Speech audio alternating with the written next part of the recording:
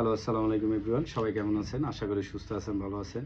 আজকে আপনাদেরকে একটি বিশেষ কান্ট্রি নিয়ে কথা বলবো। সেটি হচ্ছে আজারবাইজান। আজারবাইজান হচ্ছে টার্কি এবং হচ্ছে ইরান। পাশে আছে আর্মেনিয়া, এর পাশে আছে হচ্ছে জর্জিয়া। এর পাশে একটি অনেক উন্নত একটি কান্ট্রি। এটা ইউরোপীয় ইউনিয়নের মধ্যে আছে, আবার অনেকে বলে নেই। ঠিক আছে? এখন অনেকে জানে না, তার জন্য হয়তো বলে যে নেই। কিন্তু বর্তমানে সেটা ইউরোপীয় ইউনিয়নের ভিতরে আছে এবং খুব ভালো একটা কান্ট্রি। বর্তমানে বাংলাদেশ থেকে অনেক স্টুডেন্ট যাচ্ছে আজারবাইজানে পড়াশোনা করার জন্য। যে সকল ভাই আজারবাইজানে পড়াশোনা করবেন, মাস্টার্স করবেন, অনার্স করবেন, তারা সরাসরি যে ইনফরমেশনগুলো আমার কাছ থেকে নিতে পারবেন। আমি আপনাদেরকে ইনফরমেশন দিয়ে হেল্প করব। ইন্টারন্যাশনাল স্টুডেন্টদের জন্য আজারবাইজান দিচ্ছে বিশেষ স্কলারশিপ সুবিধা। এই স্কলারশিপগুলো পেতে হলে অবশ্যই আপনাদেরকে সর্বপ্রথম অ্যাপ্লাই করতে হবে পাবলিক ইউনিভার্সিটিগুলোতে। 100% স্কলারশিপ আছে, 50% স্কলারশিপ আছে। আমার ভিডিওতে আমি বিস্তারিত বলে দেব। তো আমার বিস্তারিত ভিডিও দেখার জন্য আপনাদেরকে বিশেষ অনুরোধ রইল। তো আমি আজকে ভিডিওটা একটু লং হবে, তারপরে আপনারা ধৈর্য সহকারে শুনবেন এবং দেখবেন। কারণ হচ্ছে শর্ট করে কিন্তু সব কিছু বলা যায় না এবং সব কিছু বোঝানো সম্ভব হয় না। ঠিক আছে? তো এক্ষেত্রে আপনাদেরকে আজারবাইজান যারা বেসিক্যালি বাংলাদেশ থেকে যায়, অনেকে দেখা গেছে যে ইচ্ছা থাকে যে আপনি পড়াশোনাও করবেন প্লাস হচ্ছে কাজ করবেন। কাজ এবং পড়াশোনা দুইটা কিন্তু একসাথে করা সম্ভব আজারবাইজানে বিশেষ করে। ঠিক আছে? কারণ হচ্ছে আজারবাইজানে আপনি পড়াশোনার পাশাপাশি আপনি জব করলে কোনো সমস্যা হবে না। আজারবাইজানে জব করার জন্য আপনাদেরকে সেই সুযোগ দিচ্ছে। কিন্তু এই সুযোগগুলো আসলে আপনার নিজের তৈরি করে নিতে হবে। লিগ্যালি তাদের অথরাইজ নাই যে আপনি কাজ করবেন, এ ধরনের কোনো অনুমতি নেই। কিন্তু আপনি চাইলে ওখানে নিজে, নিজে কাজ করতে পারবেন। আর আজারবাইজান যাওয়ার পরপরই সাথে, সাথেই আপনারা টিএরসি কার্ড পেয়ে যাবেন। ১ মাসের মধ্যেই আপনার টিএরসি কার্ড দিয়ে দিবে, টেম্পোরারি রেসিডেন্সি কার্ড দিয়ে দিবে ১ বছরের জন্য। তো আপনারা চাইলে স্টুডেন্ট ভিসায় গিয়ে কাজ করতে পারবেন। তো অনেকে ভাই আমার সাথে যোগাযোগ করেন যে ভাই অনেকে তো বলে ওয়ার্ক পারমিট ভিসা আছে, ওয়ার্ক পারমিট ভিসা গিয়ে আমরা কাজ করতে পারবো, সেক্ষেত্রে কেন স্টুডেন্ট ভিসা যাবো? আসলে আমার জানা মতে, আমার অভিজ্ঞতা থেকে আমি কখনো দেখিনি ওয়ার্ক পারমিট ভিসা কেউ যেতে পারছে কিংবা গিয়েছিল। ঠিক আছে? এখন আমি বলবো যে ওয়ার্ক পারমিট ভিসা টোটাল কথা নাই বললেই চলে। অনেক এজেন্সি আপনাদেরকে student visa, student profile ready করে হয়তো কন্ট্রাক্টের মাধ্যমে ভিসা করিয়ে নিয়ে যাবে। নিয়ে গিয়ে হয়তো ওয়ার্কে কনভার্ট করে দেবে কিংবা আপনাদেরকে ওয়ার্ক পারমিটে কাজ করার জন্য ব্যবস্থা করে দেবে। তাছাড়া অন্য কিছু না।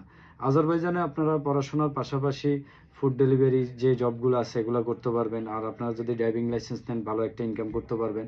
আজারবাইজান গেলে আপনাদেরকে প্রথমত একটা জিনিসই মাথায় রাখতে হবে। আপনি যদি যান, সর্বোচ্চ আপনি যদি 10 থেকে 12 ঘন্টা ডিউটি করেন, ফুড ডেলিভারি দেন অথবা ড্রাইভিং করেন অথবা কোনো কাজ করেন, সেক্ষেত্রে আপনার বাংলাদেশি টাকায় ৫০ থেকে ৬০,০০০ টাকা ইনকাম করতে পারবেন, ৭০,০০০ টাকার মতো ইনকাম করতে পারবেন।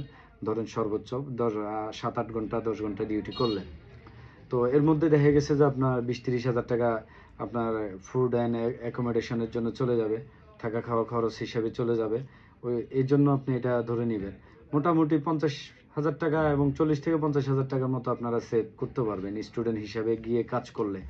তো সরাসরি আমরা বাংলাদেশ থেকে যদি স্টুডেন্ট ভিসা যারা যান, তারা তো আলহামদুলিল্লাহ যেতেই পারলেন।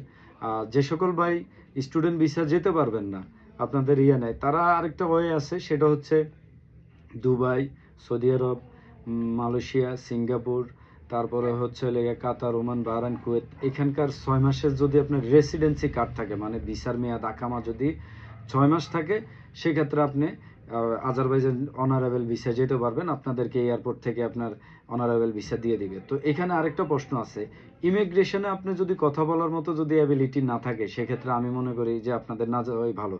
কারণ ইমিগ্রেশন আপনাদেরকে বিভিন্ন ধরনের কোশ্চেন করবে যে আপনি এখানে আসছেন, কতদিন থাকবেন, কোথায় থাকবেন, কি করবেন, হোটেল বুকিং দেখবে, অনেক ধরনের ডিটেলস তারা আপনার কাছ থেকে জানতে চাবে। এইটা এখন দেখা গেছে যে ইংলিশেই জিজ্ঞেস করবে, আপনাকে তো আর বাংলা জিজ্ঞেস করবে না। তো এই ধরনের অ্যাবিলিটি থাকতে হবে যে আপনি ইংলিশে কোশ্চেনগুলোর আনসার দেওয়ার মতো। তো এই ধরনের যাদের অ্যাবিলিটি আছে তারাই এই রিস্ক নিতে পারেন। তাছাড়া যদি আমার মতে যাদের কোনো এডুকেশন ব্যাকগ্রাউন্ড নেই, ইংলিশে কথা বলতে পারেন না, হুট করে চলে গেলেন, টিকিট কেটে অনারেবল ভিসা দিয়ে দিবে, ব্যাপারটা কিন্তু এরকম না, আপনাকে আবার ব্যাক করে দিবে। তো এই বিষয়গুলো আপনারা বিবেচনা করে আর আজারবাইজান যাবেন। আর আজারবাইজান ওখানে ওয়েদার খুবই ঠান্ডা। আপনারা যখনই যান, আপনারা ট্যুরিস্ট ভিসাও চাইলে যেতে পারেন। আজারবাইজান ট্যুরিস্ট ভিসা গিয়ে আপনারা ঘুরে আসতে পারেন। আজারবাইজান দেখার মতো একটি জায়গা। আর ওনাদের এই দেশটি আসলে ট্যুরিস্টদের জন্য বেস্ট। ইউরোপের সবাই, আমেরিকার সবাই এবং মিডল ইস্টের সবাই, বেশিরভাগ দেশের মানুষই আপনার ট্যুর হিসেবে যায়। আর আজারবাইজানে আপনি যদি দীর্ঘদিন থাকেন তাহলে সেক্ষেত্রে আপনি ট্যুর গাইড হিসেবেও জব করতে পারবেন। ট্যুর গাইডের জব করতে গেলে আপনাকে দেখা গেছে যে ভালো একটা ইনকাম করতে পারবেন। সেক্ষেত্রে আপনার ড্রাইভিং ভিসা থাকলে ড্রাইভিং ভিসা, ড্রাইভিং লাইসেন্স থাকলে আপনারা ড্রাইভিং লাইসেন্স নিয়ে আপনারা এই কাজগুলো করতে পারবেন। তো আজকে আমি আজারবাইজানে আসলে অনেক কথাই বলা লাগে, তো ভিডিও বেশি বড় করব না, শর্ট করেই ছেড়ে দিব। তো ইনশাল্লাহ আপনারা ভালো থাকবেন। আমার পরবর্তী ইনফরমেশনগুলো আমি আমার পরবর্তী ভিডিওতে দিয়ে দিব। তো ভালো থাকবেন। আসসালামু আলাইকুম রহমতুল্লাহ।